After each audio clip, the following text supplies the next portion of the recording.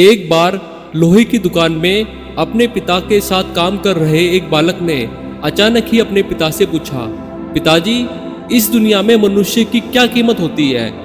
पिताजी एक छोटे से बच्चे से ऐसा गंभीर सवाल सुनकर हैरान रह गए।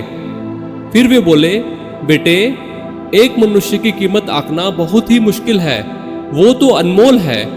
बालक ने कहा, क्या सभी मनुष्यों की कीमत उतनी ही कीमती और महत्वपूर्ण है? पिताजी ने जवाब दिया, हाँ बेटे। बालक को समझा नहीं।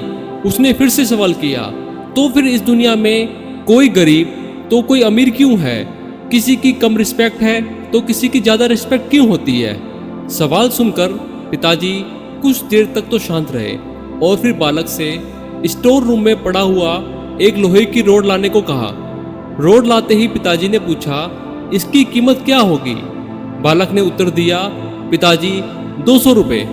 फिर पिताजी ने कहा, अगर मैं इसके बहुत ही छोटे छोटे कील बना दूं तो इसकी कीमत क्या हो जाएगी?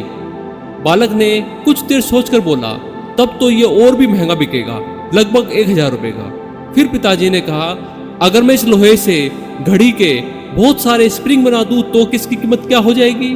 बालक कुछ देर कैलकुलेशन करता रहा और फिर एकदम से उत्साहित होकर बोला, तब तो पिताजी इसकी कीमत बहुत ज़्यादा हो जाएगी।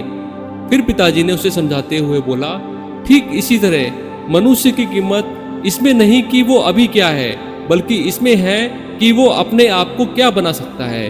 बालक अपने पिता की बात समझ चुका था।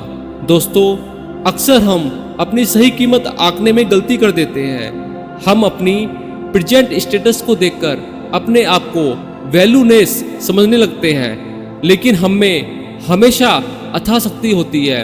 हमारा जीवन हमेशा संभावनाओं से भरा होता है। हमारे जीवन में कई बार स्थितियां अच्छी नहीं होती हैं, पर इससे हमारी वैल्यू कम नहीं होती है।